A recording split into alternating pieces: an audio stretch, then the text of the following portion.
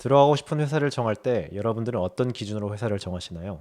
회사의 명성, 업무 환경, 복지. 그 중에서도 가장 많이 고려하는 부분은 아마도 연봉일 것입니다.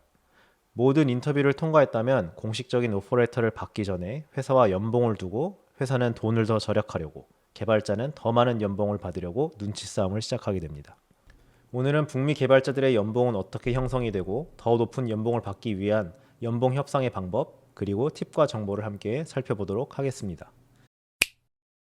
북미 개발자들의 연봉은 compensation 또는 salary라고 불립니다.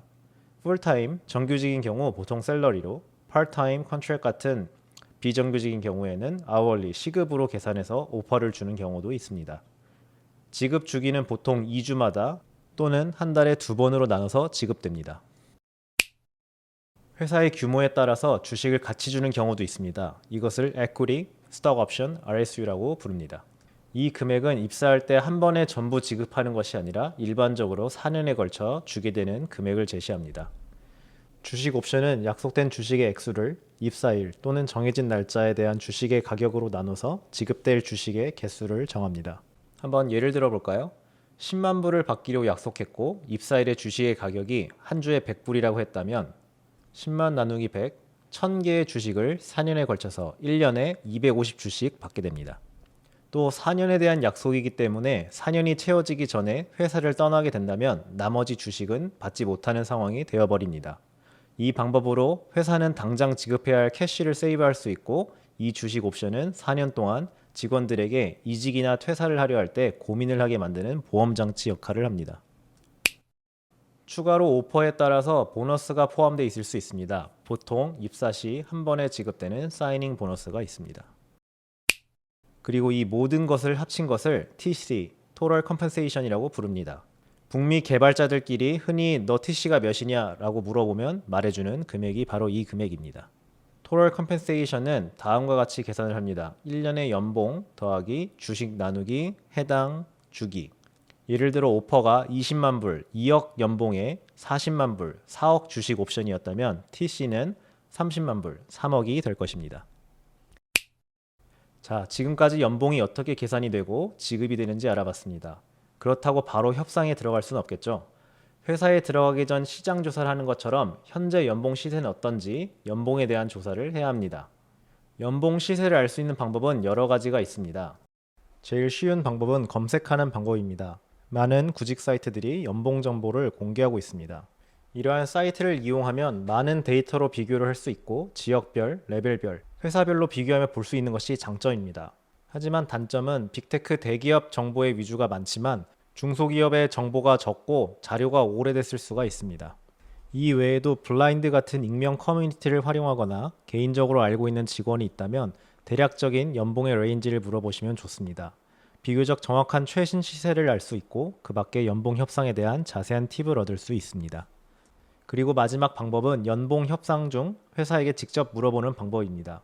내가 인터뷰를 통과한 레벨과 지역에서 받을 수 있는 연봉의 레인지를 물어보면 제일 정확한 정보를 얻을 수 있겠지만 회사가 잘 안 알려주려는 것이 단점입니다. 이제 시세를 대충 파악했다면 회사와 연봉 협상 시 어느 정도 정보를 가지고 시작하기 때문에 유리한 시작을 할 수 있을 겁니다. 하지만 회사도 그만큼 준비가 잘 되어 있기 때문에 지금부터 알려드리는 팁으로 협상을 시도하면 조금 더 좋은 결과를 얻으실 수 있을 겁니다. 회사에서는 얼마의 연봉을 생각하고 있는지 직접적으로 물어봅니다.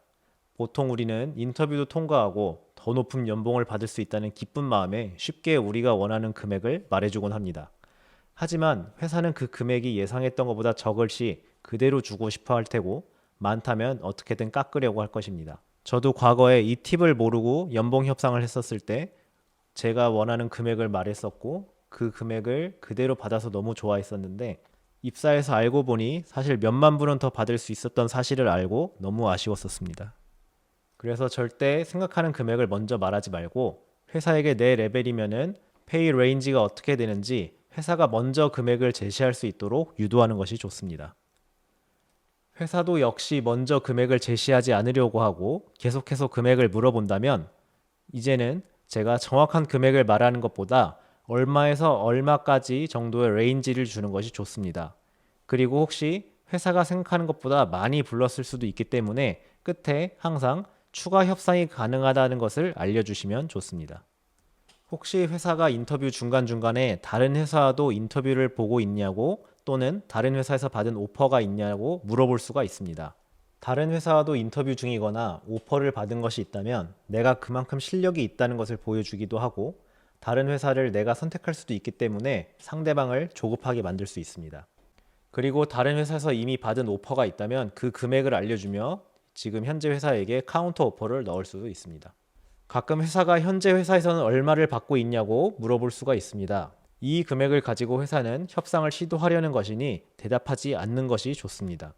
그리고 이런 개인적인 질문은 프라이버시 침해로 불법인 지역도 있습니다.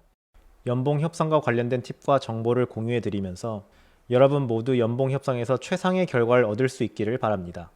연봉 협상은 중요한 부분이지만 더불어 업무 환경, 문화, 복지 등 다양한 측면도 고려해야 합니다. 자신의 가치를 인정받을 수 있는 최상의 선택을 하기 위해 노력하고 성공적인 협상을 통해 더 나은 미래를 향해 나아가길 기원합니다.